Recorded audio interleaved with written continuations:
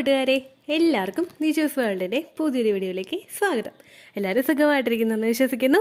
ഞങ്ങളിവിടെ സുഖമായിട്ടിരിക്കുകയാണ്. അപ്പോൾ എല്ലാവരും സന്തോഷത്തോടെയും ആരോഗ്യത്തോടെയും ഒക്കെ ഇരിക്കുക കേട്ടോ. ഒരുപാട് പേര് പ്രഗ്നൻസി പോസിറ്റീവ് ആകുന്നതിന് മുൻപ്, അതായത് കാർഡിൽ റിസൾട്ട് കിട്ടുന്നതിന് മുൻപ് തന്നെ ഉണ്ടായി എന്ന് പറയുന്ന ഒരു ലക്ഷണത്തിനെ പറ്റിയിട്ടാണ് ഇന്നത്തെ വീഡിയോയിൽ സംസാരിക്കുന്നത് കേട്ടോ. നമ്മുടെ ചാനലിൽ ഒരുപാട് പേര് സക്സസ് സ്റ്റോറീസ് ഇടാറുണ്ട്. അപ്പോൾ അവരോടൊക്കെ ഓരോരുത്തർ ചോദിക്കാറുണ്ട്, എന്തെല്ലാം ലക്ഷണങ്ങളാണ് ഉണ്ടായത്, ഡിസ്ചാർജ് ഉണ്ടായിരുന്നോ, അല്ലെങ്കിൽ എന്തെല്ലാം കാര്യങ്ങളാണ് ഫോളോ ചെയ്തതെന്നൊക്കെ അവരോടൊക്കെ ചോദിക്കാറുണ്ട്. അങ്ങനെ ഒരുപാട് പേര് പറഞ്ഞിട്ടുള്ള ഒരു ലക്ഷണമായിരുന്നു അവരുടെ അബ്ഡോമന് താഴെ ഉണ്ടായിട്ടുള്ള ഒരു ഹെവിനെസ്, അതായത് ഒരു കല്ലപ്പ് ഫീൽ ചെയ്യുക. ഇത് ഉണ്ടാകുന്നത് അവരുടെ ലോവർ അബ്ഡോമൻ ഭാഗത്തായിരിക്കും. അത് എന്തുകൊണ്ടാണ് ഉണ്ടാകുന്നതെന്ന് നമുക്ക് നോക്കാം. അതിനെപ്പറ്റി ഡീറ്റെയിൽഡ് ആയിട്ട് സംസാരിക്കാം കേട്ടോ.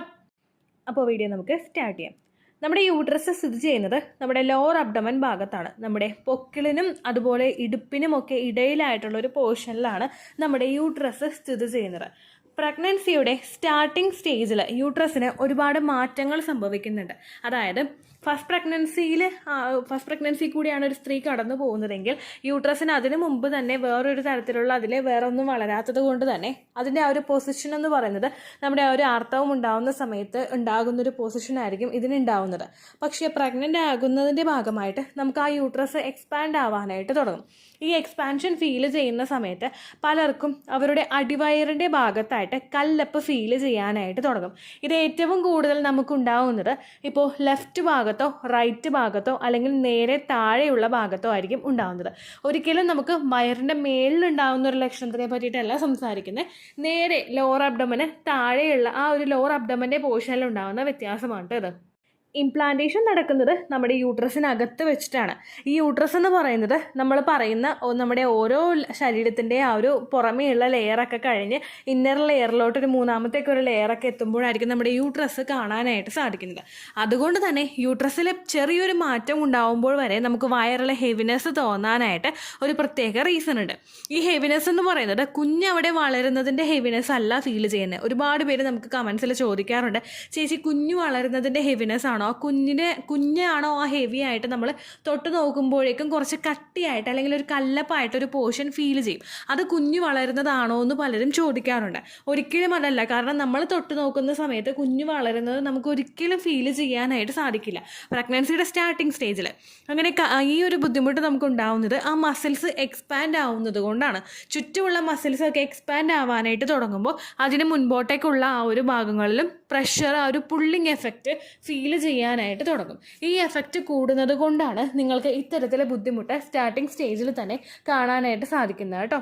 ഇനി എപ്പോഴൊക്കെയാണ് ഈ ഒരു ബുദ്ധിമുട്ട് നമുക്ക് ഫീൽ ചെയ്യുന്നത് നോക്കാം. വെറുതെ നമ്മൾ എന്തെങ്കിലും ജോലി ചെയ്തുകൊണ്ടിരിക്കുന്ന സമയത്തൊന്നും നിങ്ങൾക്ക് ആ ഒരു ഹെവിനെസ് ഫീൽ ചെയ്യില്ല. കാരണം നമ്മൾ ആക്റ്റീവായിട്ടിരിക്കുകയാണ്, നമുക്കത് ചിന്തിക്കാനായിട്ടൊന്നും സമയമില്ല.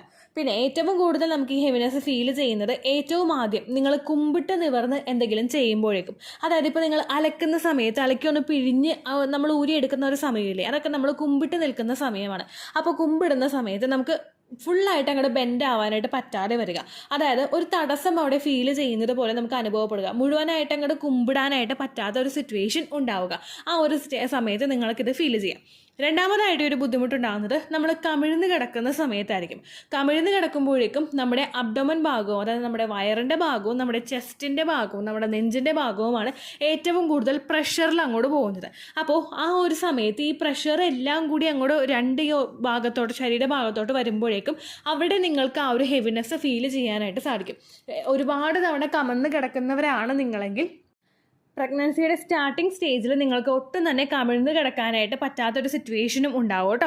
ഈ സമയങ്ങളിലും അതുപോലെ തന്നെ നിങ്ങൾ അല്ലാതെ പെട്ടെന്നൊന്ന് കുമ്പിട്ട് നിവരുന്ന സമയങ്ങളിലും ഒക്കെ ആയിരിക്കും ഏറ്റവും കൂടുതൽ ഈ ഒരു ബുദ്ധിമുട്ട് ഫീൽ ചെയ്യുന്നത്. ഫസ്റ്റ് പ്രഗ്നൻസിയിലായിരിക്കും നമുക്ക് ഇത് ഉണ്ടാവുന്നത്. സെക്കൻഡ് പ്രഗ്നൻസിയിൽ ഇത് ഉണ്ടായിക്കൊള്ളണമെന്ന് നിർബന്ധമില്ല. കാരണം മസിൽസ് ഒക്കെ ഓൾറെഡി എക്സ്പാൻഡ് ആയിട്ടുണ്ട്. നമുക്ക് ഡയാസ്റ്റസിസ് റെക്ടി എന്ന് പറയുന്ന കണ്ടീഷൻ പലർക്കും ഉണ്ടാവാറുണ്ട്. കാരണം മസിൽസ് ഒക്കെ ഫുള്ളായിട്ട് ചുരുങ്ങാത്ത ഒരു സിറ്റുവേഷൻ പലർക്കും ഉണ്ടാവാറുണ്ട്. അതുകൊണ്ട് തന്നെ സെക്കൻഡ് പ്രഗ്നൻസിയിലുള്ളവർക്ക് ഈ ഒരു ലക്ഷണം എളുപ്പത്തിൽ തിരിച്ചറിയാൻ സാധിക്കണമെന്നില്ല. ഒട്ടും അവർക്ക് ഉണ്ടാവില്ല എന്നല്ല, പക്ഷേ തിരിച്ചറിയാനായിട്ട് കുറച്ച് ബുദ്ധിമുട്ടുകളും അങ്ങനെയുള്ളവർക്ക് ഉണ്ടാവും കേട്ടോ. ഈ ലക്ഷണങ്ങളൊക്കെ കാണുന്ന സമയത്ത് നിങ്ങൾ പ്രത്യേകം ശ്രദ്ധിക്കുക. ആ ഒരു ലക്ഷണം വരുന്നുണ്ടോ എന്ന് അറിയാൻ വേണ്ടിയിട്ട് ഒരുപാട് തവണ കുമ്പിട്ട് നിവർന്ന് അങ്ങനെയൊന്നും ചെയ്യേണ്ട ഒരു ആവശ്യമില്ല. നിങ്ങൾ ചെയ്യുന്ന സമയത്ത്, നോർമലി നിങ്ങൾ ചെയ്യുന്ന സമയത്ത് ആ ബുദ്ധിമുട്ട് നിങ്ങൾക്കുണ്ടോ എന്ന് നോക്കുക. ഇതുണ്ടോ എന്ന് അറിയാൻ വേണ്ടിയിട്ട് ഒരുപാട് തവണ നമ്മൾ കുമ്പിട്ട് നിവർന്ന് കഴിഞ്ഞാൽ നമുക്ക് തന്നെ തോന്നും ഈ ഒരു ബുദ്ധിമുട്ട് നമുക്ക് ഉണ്ടല്ലോ എന്ന്. നമ്മുടെ മനസ്സ് തന്നെ ചിന്തിച്ച് കൂട്ടി കൽപ്പിച്ച് അങ്ങോട്ട് വയ്ക്കും. ആ ഒരു കാര്യം നിങ്ങൾ നിങ്ങൾ ചെയ്യേണ്ട കേട്ടോ. നോർമൽ ഒരു കാര്യം ചെയ്യുമ്പോൾ നിങ്ങൾക്ക് ഡേ ടു ഡേ ആക്ടിവിറ്റീസിൽ ചെയ്ത കാര്യം ഡിഫിക്കൽട്ട് ആവുന്നുണ്ടോ എന്ന് മാത്രം നിങ്ങൾ ശ്രദ്ധിച്ചാൽ മതിയായിരിക്കും കേട്ടോ. അങ്ങനെ നിങ്ങൾക്ക് എന്തെങ്കിലും ബുദ്ധിമുട്ട് വരുന്നുണ്ടെങ്കിൽ ആ ഒരു ജോലികൾ നിങ്ങൾ അവോയ്ഡ് ചെയ്യാനായിട്ട് ശ്രദ്ധിക്കുക. ഒരുപാട് തവണ വെയിറ്റുള്ള വസ്ത്രം എടുത്ത് നമ്മൾ വെള്ളത്തിൽ മുക്കി പിഴിഞ്ഞ് ഊരി വിരിക്കാനായിട്ട് നിന്ന് കഴിഞ്ഞാൽ നമുക്ക് കൂടുതൽ നമ്മൾ ടയേർഡാകും. അപ്പോൾ ബോഡിയെ ഒന്നും കൂടി നിങ്ങൾ ടയേർഡാക്കണ്ട. ആ ജോലികൾ നിങ്ങൾക്ക് ബുദ്ധിമുട്ടുണ്ടെങ്കിൽ അത് നിങ്ങൾ അവോയ്ഡ് ചെയ്യാനായിട്ട് ശ്രദ്ധിക്കുക. അതുപോലെ തന്നെ കമിഴ്ന്ന് കിടക്കുന്നത് നിങ്ങൾക്ക് ഡിസ്കംഫേർട്ട് ഉണ്ടാക്കുന്നുണ്ടെങ്കിൽ നിങ്ങൾ അതും അവോയ്ഡ് ചെയ്യുക. ഒരുപാട് പേരുണ്ട്, ഞാൻ ഉൾപ്പെടെ, കമിഴ്ന്ന് കിടന്നാലേ ഉറക്കം വരുള്ളൂ അങ്ങനെയുള്ള ആളുകളുണ്ട്. അങ്ങനെയുള്ളവർ ഏതെങ്കിലും ഒരു പില്ലോ വെച്ചിട്ട് ഒന്ന് അഡ്ജസ്റ്റ് ചെയ്തിട്ട് കിടക്കാം. നമ്മൾ കമിഴ്ന്നാണോ കിടന്നത്? അതെ, കമിഴ്ന്നാണ് കിടന്നത്. പക്ഷേ ഒരു പില്ലോ സൈഡിൽ വെക്കുന്നുണ്ടെങ്കിൽ അതിൻ്റെ സപ്പോർട്ട് ഫുൾ പ്രഷർ അങ്ങോട്ട് നമ്മുടെ ആ ഒരു ബോഡിയുടെ ഭാഗത്തോട്ട് വരില്ല. അങ്ങനെയുള്ള രീതിക്കും നിങ്ങൾ ഉറങ്ങാനായിട്ട് ശ്രദ്ധിക്കുക. പിന്നെ ആ ബുദ്ധിമുട്ടുള്ളവർ ഒരുപാട് നേരം കമിഴ്ന്ന് കിടക്കാതിരിക്കാൻ പ്രത്യേകം ശ്രദ്ധിക്കുക. കാരണം ഒരുപാട് പേരുണ്ട് ആ ഉറങ്ങുന്ന സമയം മൊത്തം കമിഴ്ന്ന് കിടന്ന് ഉറങ്ങുന്നവർ. ആ ഒരു പ്രവണത നിങ്ങൾ ചെയ്യേണ്ട കേട്ടോ. ഒരുപാട് പ്രഷർ നമ്മൾ കൊടുത്തു കഴിയുന്നത് പ്രഗ്നൻസിയുടെ സമയത്ത് നല്ലതല്ല. കാരണം നമ്മുടെ ചെസ്റ്റ് അതുപോലെ തന്നെ പ്രഷറിൽ നിൽക്കുന്നത് കൊണ്ട് ബ്രീത്ത് എടുക്കാനായിട്ടൊക്കെ നമുക്കൊരു ഡിഫിക്കൽട്ടീസ് ഉണ്ടാകും. നോർമലി പ്രഗ്നൻ്റ് ആകുന്നതിന് മുൻപ് നമുക്ക് ബ്രീത്തിങ് നോർമലി നടന്നതുപോലെ അല്ല. പ്രഗ്നൻസി ആയി കഴിഞ്ഞാൽ കുഞ്ഞിനും കൂടി ഓക്സിജൻ സർക്കുലേഷൻ കൂടുതൽ വേണ്ടതുകൊണ്ട് നമുക്ക് എക്സ്ട്രാ ഒരുപാട് നമ്മൾ ബ്രീത്തിനും ബ്രീത്ത് ഔട്ടൊക്കെ ചെയ്യും. അപ്പോൾ നിങ്ങൾ കമിഴ്ന്ന് കിടക്കുന്നത് ആ ഒരു ബ്രീത്തിങ്ങിനെ ഒരു ഇൻട്രപ്ഷൻ ഉണ്ടാകുന്നതിന് കാരണമാകുന്നു. അപ്പോൾ ആ ഒരു കാര്യം നിങ്ങൾ പ്രത്യേകം ശ്രദ്ധിക്കുക കേട്ടോ. അപ്പോൾ ഇതാണ് പ്രഗ്നൻസിയിൽ ഒരുപാട് പേര് നമ്മുടെ കമൻറ്റ് സെക്ഷനിൽ പറഞ്ഞിട്ടുള്ള ഒരു ലക്ഷണങ്ങളിൽ ഏറ്റവും പ്രധാനപ്പെട്ട ഒരെണ്ണം. നിങ്ങൾക്ക് ഈ വീഡിയോ യൂസ്ഫുൾ ആയി കാണുമെന്ന് വിശ്വസിക്കുന്നു. യൂസ്ഫുൾ ആവുന്നുണ്ടെങ്കിൽ ലൈക്ക് ചെയ്യുക, ഫ്രണ്ട്സിനൊക്കെ ഷെയർ ചെയ്ത് കൊടുക്കുക കേട്ടോ. പിന്നെ എല്ലാവരും കമൻസിൽ വന്ന് ചോദിക്കുന്ന കാര്യമാണ്, ചേച്ചി ഡിസ്ചാർജ് ഇല്ല അപ്പോൾ പ്രഗ്നൻസി ആവില്ലേ, അല്ലെങ്കിൽ വയറുവേദന ഇല്ല, അല്ലെങ്കിൽ വോമിറ്റിംഗ് ഇല്ല, ലൂസ് മോഷൻ ഇല്ല, കോൺസ്റ്റിപ്പേഷൻ ഇല്ല, അപ്പോൾ പ്രഗ്നൻസി ആകില്ലേ എന്ന് ചോദിക്കുന്ന ഒരുപാട് പേരുണ്ട് കേട്ടോ. അങ്ങനെ ഒന്നും നിങ്ങൾ വിചാരിക്കേണ്ട ഒരു കാര്യമില്ല. കാരണം ഒരുപാട് പേരുണ്ട് നമ്മുടെ ചാനലിൽ വന്ന് പറയുന്നുണ്ട്, ചേച്ചി പ്രഗ്നൻസിയുടെ ഒരു ലക്ഷണം ഉണ്ടായിരുന്നില്ല. കഴിഞ്ഞ ദിവസം വരെ ഒരു കമൻറ്റ് ഞാൻ കണ്ടായിരുന്നു, 2.5-3 മാസം എത്തിയിട്ടാണ് ആ പെൺകുട്ടി അറിഞ്ഞത് പ്രഗ്നൻസി ആണെന്ന്. ഒരു 4 ആഴ്ച 5 ആഴ്ച പ്രഗ്നൻ്റ് ആയിരുന്നു. പീരീഡ്സ് ഇറഗുലർ ആയതുകൊണ്ട് കൃത്യമായിട്ട് പ്രഗ്നൻസി ആണെന്ന് മനസ്സിലാക്കാനായിട്ട് സാധിച്ചില്ല. പക്ഷേ ഹോസ്പിറ്റലിൽ എന്തോ കാര്യം വന്ന് ടെസ്റ്റ് ചെയ്ത് നോക്കിയപ്പോഴേക്കും പ്രഗ്നൻസി പോസിറ്റീവ് ആയിരുന്നു. അപ്പോൾ ആ ഒരു കാര്യം പറയാൻ വേണ്ടിയിട്ട് വന്നതല്ല കേട്ടോ. കുഞ്ഞിന് കുറച്ച് ഗ്രോത്ത് പുറകോട്ടായിപ്പോയി. അപ്പോൾ ആ ഗ്രോത്ത് കൂടാനായിട്ട് എന്താണ് ചേച്ചി ചെയ്യേണ്ടതെന്ന് ചോദിക്കാൻ വേണ്ടിയിട്ട് ആ കുട്ടി വന്നതാണ് കേട്ടോ. അപ്പോൾ അങ്ങനെയുള്ളവരും ഉണ്ട്. അപ്പോൾ അതുകൊണ്ട് നിങ്ങൾ ശരീരം ശ്രദ്ധിക്കണം. PCOD പോലുള്ള ബുദ്ധിമുട്ടുകളുള്ളവരെ ചെറിയ ചെറിയ ലക്ഷണങ്ങൾ വന്നു കഴിഞ്ഞാൽ അത് പീരിയഡ്സിൻ്റെ ആണെന്ന് വിചാരിച്ചിരിക്കരുത്. ചിലപ്പോൾ പ്രഗ്നൻസിയുടെയും കൂടി ആകാം.